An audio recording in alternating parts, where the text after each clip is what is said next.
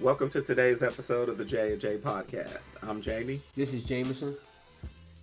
and we actually have a special guest in the house today. Zach, tell the people what's up. Hey everyone, what's up? How's it going?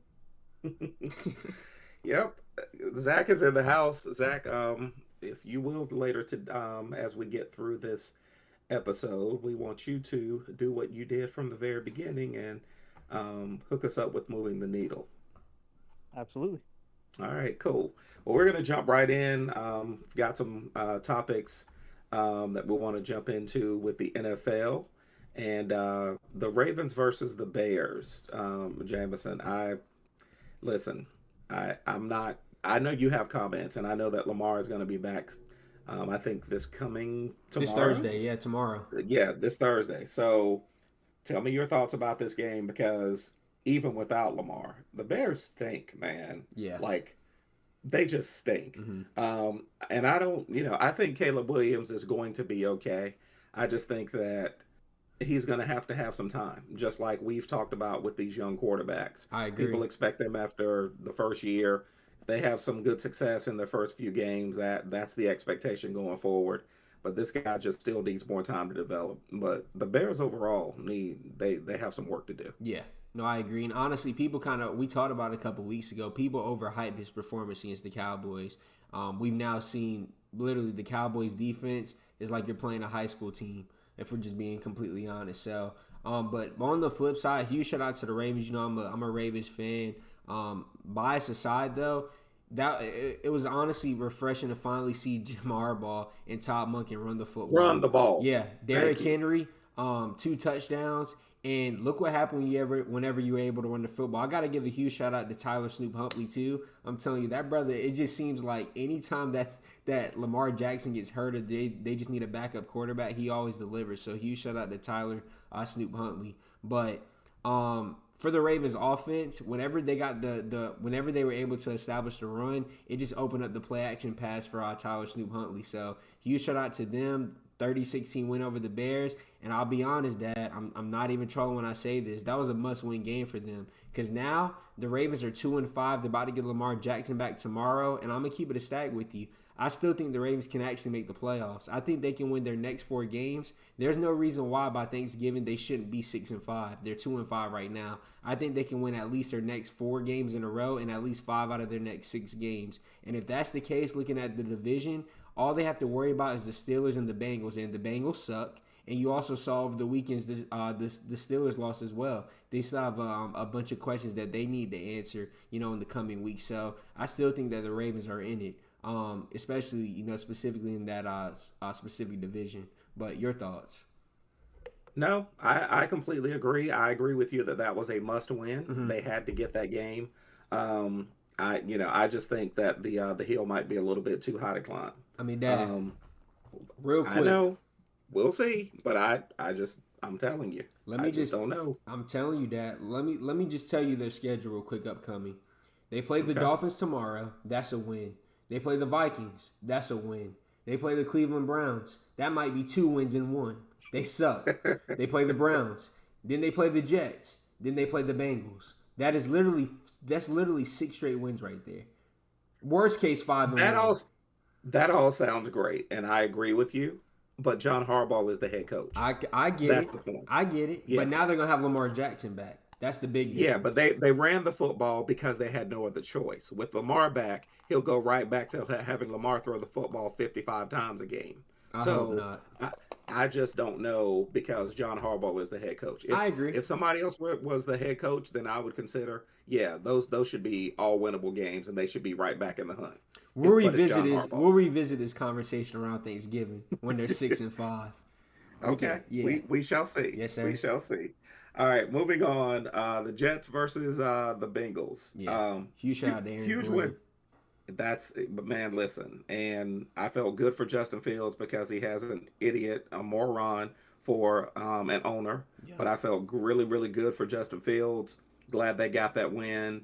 I think that that could be a tide turning game for them. By no means am I saying they're getting ready to make it to the playoffs. Oh, agree. I'm not saying that at I all. don't even think that's humanly Um, possible, but they can yeah, build I don't upon even think this. mathematically Yeah, possible. facts. Exactly. So, but I think that they can build upon this. I think that, Aaron Glenn had to get yeah, I'm not gonna say that word. He had to get the weight off his back. I'll say that in order to move forward. So that was a big win for the Jets. I feel good for Justin Fields, and I think it's something they can build upon. I agree. Last thing I was gonna say is so it just I was shouting out Aaron Glenn, but huge shout out to Justin Fields. It was like all that talk heading into the week. He didn't even think he was gonna start at first. Like you remember they benched him, and then we thought Tyrod Taylor was gonna start. Justin Fields ends up being the starter, and huge win against the Bengals. It's like the Bengals honestly had a little bit of momentum given the way they played against the Steelers in the previous game. So that was a huge win for the Jets. Yep, Mm-hmm. absolutely, no question. Patriots and Browns. Listen, I'm gonna say two quick things. Drake May is going to be a beast. And Dylan Gabriel Dil- stinks. Dylan Gabriel is going to sit on the bench and be a perpetual backup, literally a perpetual backup quarterback. Yep. And when I say backup, I'm talking like third string. He stinks. He sucks. You remember we talked about Um, this. I'm gonna be honest. At this point, I think really the Browns and Kevin Stefanski, more specifically, they have something against Shador. It's clear and oh, evident. it's obvious. There's no way you can sit. Dad, Myles Garrett had 5 sacks and it didn't even matter. Like the Yep. brother had 5 sacks by himself in an NFL game. They're like, are you kidding me? There are some defensive ends that don't get that for a season. This brother had Yep. it in one game and it literally didn't matter because the offense was so abysmal. Like I just like it genuinely doesn't make sense. You can like Stevie Wonder watched that game and he still understood that Dylan Gabriel stinks. He didn't even see. He just heard how bad the brother was playing. He didn't even see it. He stinks. He He absolutely sucks. stinks. And it is obvious that listen, I don't know what it is. I don't know if Kevin Stefanski, I've heard that he and Dylan Gabriel have the same they have the same agent, I think. And I'm like, I really hope that that's not his reasoning for continuing to play Dylan Gabriel. There's something And against Shador at this there's point. I'm there's telling yeah, you. he doesn't like his dad. I don't know what the deal is, but everybody knows if he puts him in the game, he's gonna look like an idiot. Yep. And here's my Um, thing. At this point, bias aside, what do you have to lose?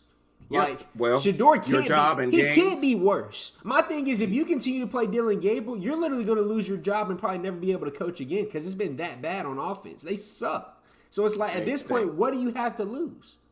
Well, he's gonna lose his job. That's what he's Dad, gonna lose. look. Prime example. We'll move on after this. Look what the Giants did. Russell Wilson stunk up the joint. They put in Jackson Dart. I'm not saying Jackson Dart is the next Eli Manning, but look, it brought some juice and some energy to the team, and they were able to beat the Eagles with it. I'm not saying Shador's about to win them 7 games in a row, and they're about to magically make the playoffs, but it can't be worse. You got to change it No, up at some point. We've seen enough.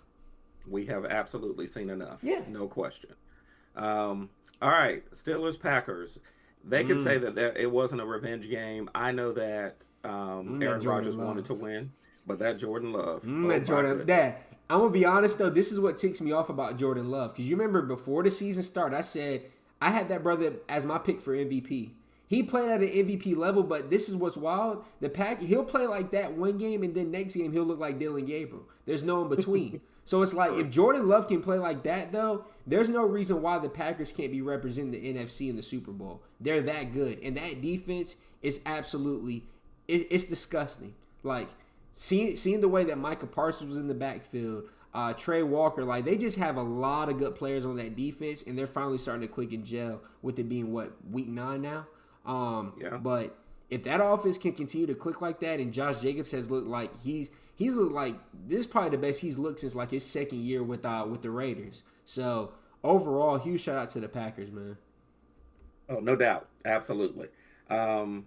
Let's move to the MVP race update because I just mentioned, and some people are going to say I'm crazy. I just mentioned Drake May.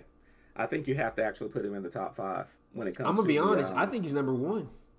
Okay.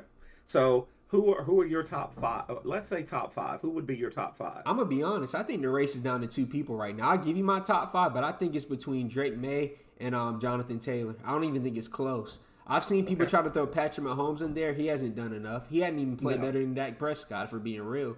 True. I think right now my top 5 would be Drake May number 1, Jonathan Taylor number 2, I mean, you can't overlook what he's doing. Like, you remember they Yeah. tried to give it to Saquon last year? Yep. Jonathan Taylor almost has the same amount of touchdowns as Saquon did the entire season, and we're about to be in Yeah. week 9. So just to put it Agreed. into perspective, Jonathan Taylor number 2. I think number 3 I would still put Dak. I know they lost this past week, but Dak Yeah. up until that point, I'm gonna be real too. I'm not gonna fault him. That every quarterback looks terrible against Denver's defense. It is what it is. They're True. that good. So I'm not gonna Yeah. put that blame on Dak. Honestly, if the Cowboys were winning more, he'd be probably a little bit higher. So Dak He'd number probably be the 3. second or third. Yeah. Yes, sir. Dak number 3. I mean, second. I kind of want to leave it there. It's like, I mean, you could throw Josh Allen in there if you really want to. I think Lamar Jackson honestly might come back and think about it. If the Ravens come back and actually make the playoffs and Lamar balls out, like, Lamar still has the top QBR and the brothers missed the last 3 games. So it's like, Which is insane. So it's like Lamar could actually come back and maybe be number 5. I might just leave it at those 4 names: Josh Allen, Dak, Jonathan Taylor 2, and then Drake May number 1. I don't even really want to do a top 5 right now. I would, okay, and I would agree with you. I would flip though. I'm putting Jonathan Taylor first, to be honest with you. I ain't mad Because at of it. And the Colts are winning.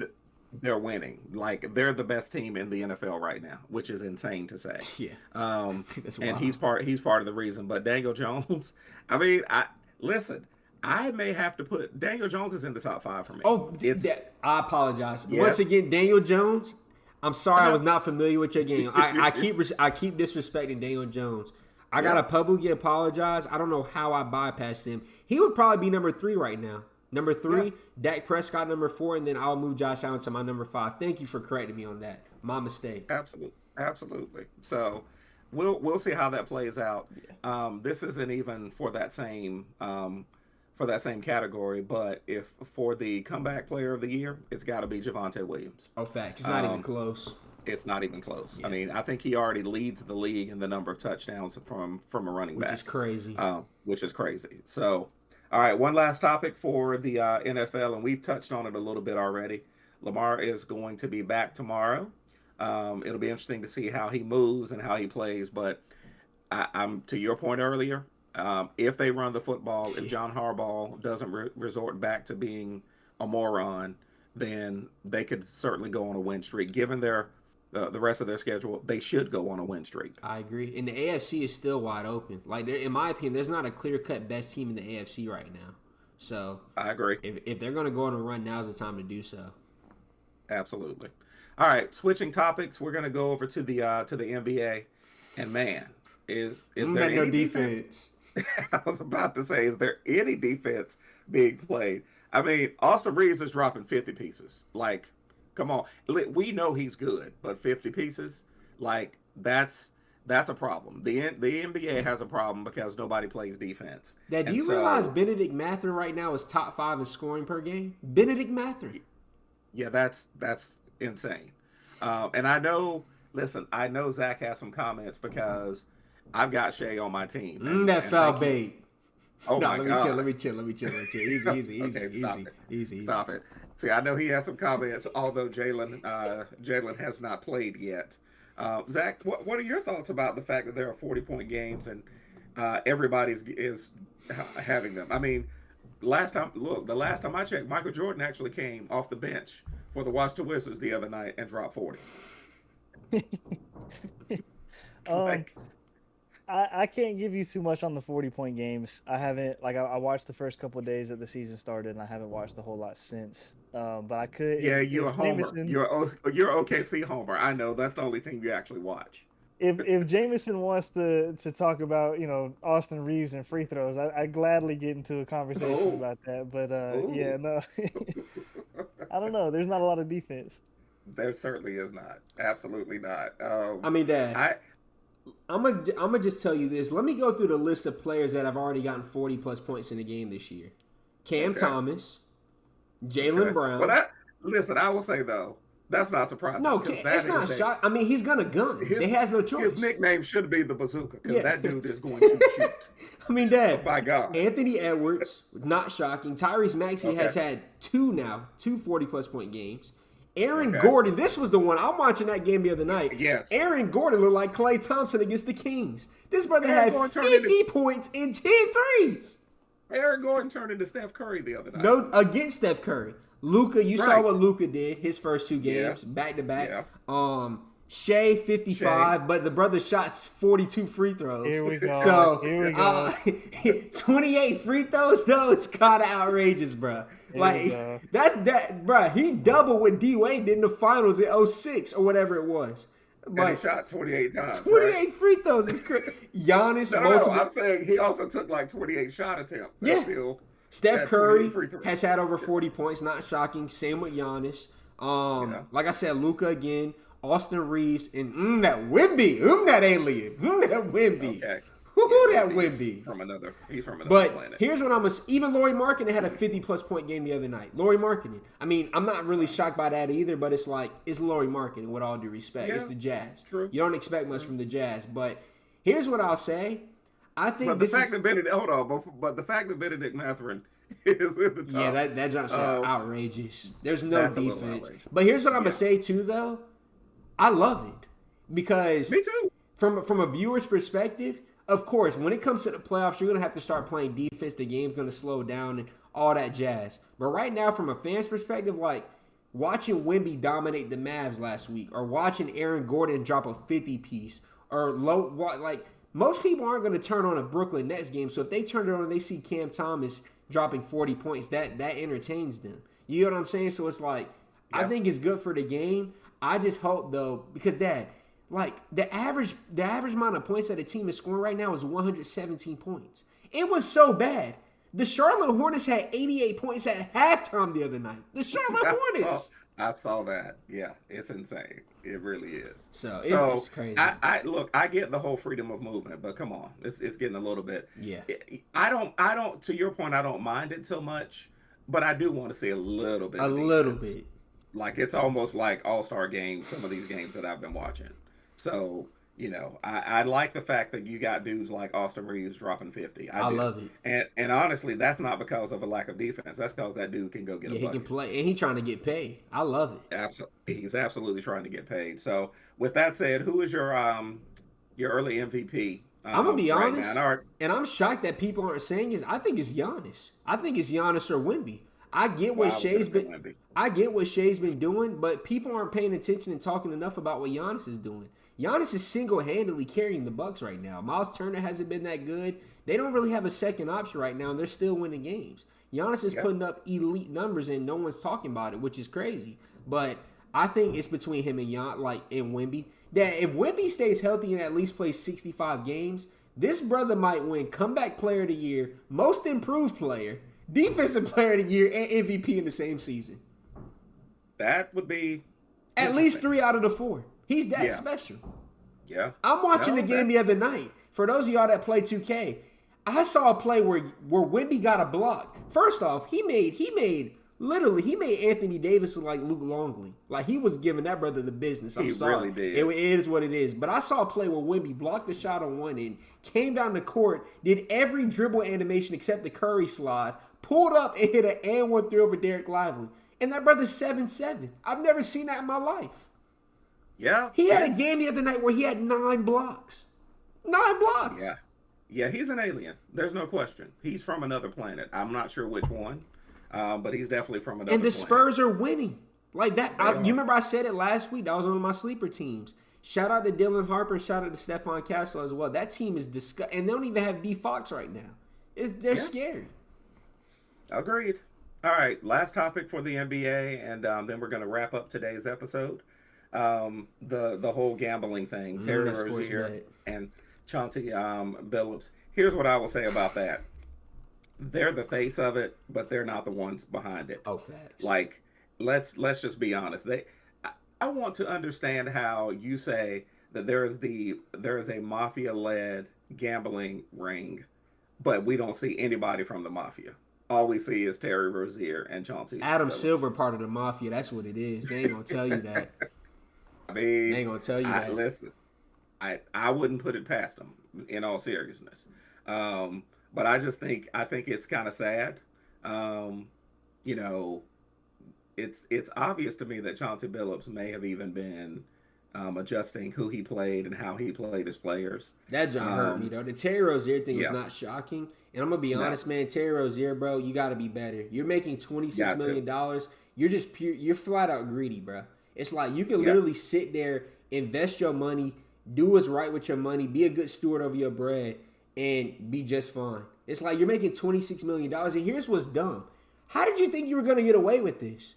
If I'm one of the odds makers, nope, Dad, I don't sports bet. But if I was going to sports bet, I'm betting on KD, Anthony Edwards, the top names. If they see a fluctuation of 1,000 bets on Terry Rozier's under on a random night, of oh, course it's going to something. raise eyebrows because it's not Yeah, normal. something untowards is happening. That's what I'm There's no saying. Like, question. who in their right mind is waking up, downloading DraftKings, and yeah, let me put $500 on Terry Rozier? That's not happening, bro. I'm sorry. No, So it's like, it's not. first off, I don't know how he's going to get away with it. And here's the second thing that ticks me off about the NBA, though, and some of these other leagues.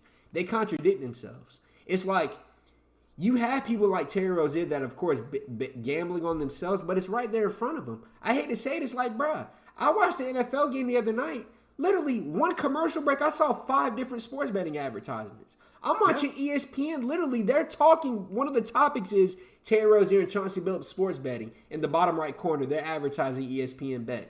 So it's like you're saying one thing, but all you do is put sports betting in front of everybody's face. So And it's a and then problem.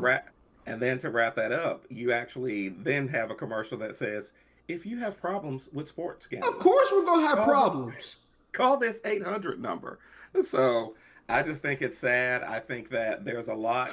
Yes, call this hotline for sports gambling. So I think it's I just think it's kind of crazy that that's where we are. But I also think, once again, because it's Terry Rozier and Chauncey Billups, they're the face of it, but they're not the ones running it. And I think that's the sad part. Hey, shout out to So Damon Jones, man. Shout out to Damon Jones. stop it. Stop it. Free to All right, God, we're gonna man. wrap up today's episode with moving the needle. Zach, Sir, why don't you do the honors like you've done before? I'd be happy to. Jameson, we'll start with you. What moved the needle for you this week? Completely switching sports. My moving the needle similar to last week is the World Series right now. The fact that that game went 18 innings the other night, longest World Series game in MLB history, was absolutely insane. I went to bed at around 1:30. The game didn't end until about 3:15. So that was insane. The fact that they literally played again last night was outrageous. But now the series is 2-2. This has honestly been one of the most entertaining World Series that I've ever seen. So huge shout out to that. That's what moved the needle for me this week. Well, what moved the needle? What? I'm sorry, Zach. Go ahead. Oh, I didn't mean to. My fault, Mr. No, no, no. Bruce. Yeah, you're good. You're good. What moved the needle for me this week is, and everybody knows I'm a Tar Heel homer. It's my Tar Heels. It's my Tar Heel basketball team. They played BYU, the preseason number 18. We actually look good, and we don't have Luca yet. And I'm not talking about the Lakers Luca. You'll see. We didn't have really good 3-point shooting in that game, and we literally took the number 18 to the wire. Here's what I will also say. I know DeBonza is supposed to be isn't that his name, DeBonza? Yeah, AJ DeBon. AJ DeBonza. I know he's supposed to be the number 1 pick. Caleb Wilson is going to prove to everyone he is the best freshman in the country. It is. He showed it the other night. I ain't gonna lie. I ain't gonna lie. I opinion. gotta step in. I hate to say. I think the best freshman in the country is that Boozer twin. But keep going. Keep going. Okay, well, we shall see. They will be playing against each other, and they've actually played against each other in high school, so it'll be fun to watch. So that's my moving the needle. All right, we appreciate all of you listening. We'll see you back here next week. Same bat time, same bat channel.